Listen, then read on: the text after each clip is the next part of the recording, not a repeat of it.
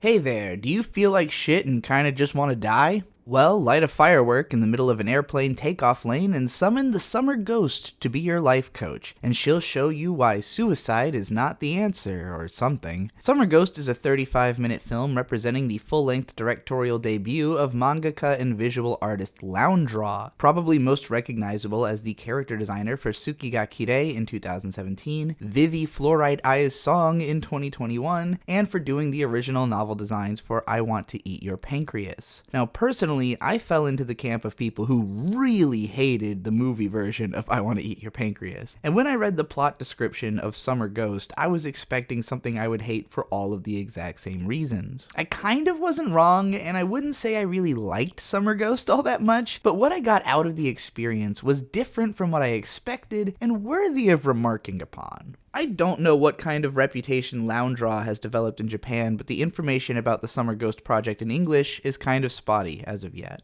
The animation screenplay is credited to famous light novel author Otsuichi, whose dark stories of twisted teens like Goth and Summer Fireworks in My Corpse had been early examples of successful teen fiction that popularized the medium of light novels in the early 2000s, along with the works of Nisio Isin, Kohei Kadono, and other authors who were involved in the Faust magazine. Otsuichi's work tends to be a little more grounded than some of his contemporaries, and so more of his work has been adapted into live action and to manga than to animation. But in this case, it seems like Otsuichi was writing from Loundraw's original concept on both the film and the manga version, which began publication in late 2021 and is still ongoing beyond the film's release. Whatever the case, the manga and the film are visually steeped in Loundraw's style, which in manga form can best be described as entertainingly cinematic, and in animated form can best be described as a dead ripoff of Shinkai Makoto-san's entire shtick. Seriously, the Shinkai-san worship in the animated works of Loundraw, which consisted only of very short, impressionistic visual montage-style music videos up until the creation of Summer Ghost, is almost even more overpowering than the level of Miyazaki worship that came from Shinkai-san's children who chase lost voices. Even the way that this film uses deliberately rough-hewn outlines to create this unclean aesthetic that makes it kind of look like the whole thing was drawn by one person gives it a visual tone that until now had kind of been unique to Shinkai's first few films. When I started up Summer Ghost, I was pleasantly surprised with the aesthetic, as it felt like someone was doing a measured and deliberate take on something Shinkai had basically done by accident by virtue of working alone, and a style that he would steadily move on from over the course of his career. I like the mixed media approach to the sparks from the firework and the soft glow on the faces, and also the very dry, moody delivery of the voice acting,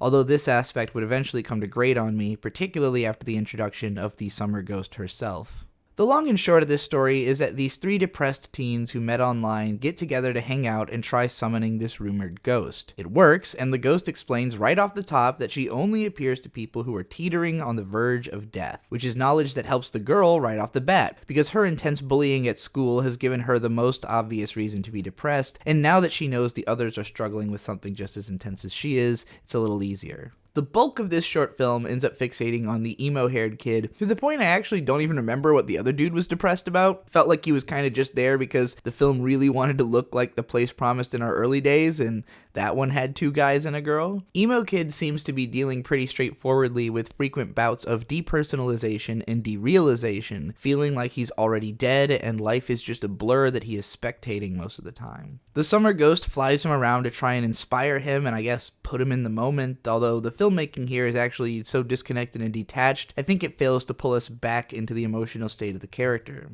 I have incredibly mixed feelings about whether I actually think this movie is better or worse than The Place Promised in our early days, which is a film you will know I'm not a big fan of if you've seen my video, Makoto Shinkai, a Genius Hack Filmmaker. If you've also seen my video about Weathering with You's pathetic beauty, then you know I have more and more come to appreciate Shinkai's extremely emotionally driven cinematography and bold desire to make a statement with each of his pieces. Summer Ghost very obviously comes from an emotional place for its creator, but it ends up feeling incredibly calculated by comparison because it's almost too understanding. Characters in Summer Ghost are way too good at describing their own emotions, and the way that each of them is helped along their emotional journey ends up being laughably straightforward and without impact. The whole story really blasts by without any time to sit in its feelings or connect with its characters beyond thoughts like, yeah, I guess I've felt that before. It feels like this story was written from the perspective of someone who was able to contextualize their own powerful feelings towards the events of their past by way of Makoto Shinkai's films, and then re-explained how those movies had made him feel with his own film, which kind of made it easier to watch for me since the whole thing's quick and direct and not so poetic, but it's also less memorable because there's not any individual images that carry that incredibly hefty emotional weight that Shinkai was able to pack into his.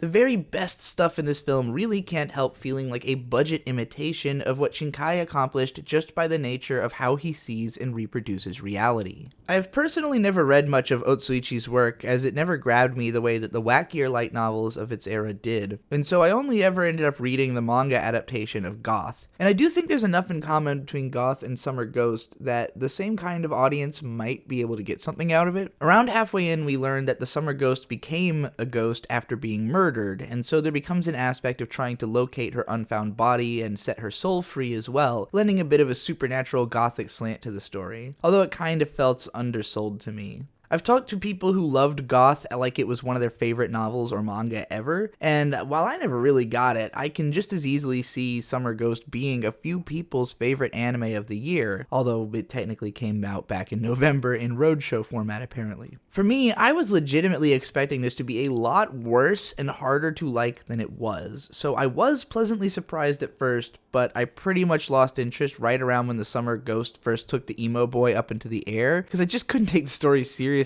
as a commentary on depression, which could have any kind of effect on me or reach me, as the presentation of this scene did not wake me up in any kind of way like it was meant to do to the character. It never necessarily became terrible, but I couldn't buy into it, so this one gets a 5 out of 10 from me. I'll be curious to see if Loundraw continues directing animated features, and if he ever escapes from the shadow of Shinkai-san in the process, but getting to see the immediate influence of a director that I've spent so much time studying was also certainly interesting to me. I've been Trixie the Golden Witch. You can find my writing on goldenwitch.substack.com. Please subscribe to see more videos like this, and support me on patreon.com/goldenwitchfire for access to bonus podcasts. I am at goldenwitchfire on all social media and payment platforms, and thanks again for watching. Never forget, anime forever. If I could choose to just wake up and realize I was living the first episode of an anime, I'd probably choose Akebi's sailor uniform. I'm not sure I've ever seen something so achingly, deliberately pleasant, so specifically tuned to giving the most awesome aesthetic interpretation of reality that it supposes something close enough to the truth to relate to it, and yet heightened to an impossible consistency. It feels like a highlight reel of all the most awesome places you ever could have lived and the best looking, most physically capable things you ever could have done, had your life been as close to perfect as possible. It makes the real world look like a place worth escaping to, even though an unedited experience of reality could never compare as a rapid experience of aesthetic satisfaction. The 4 hours you can spend with this show are the limits of what you'll ever get to see into this best version of something resembling reality.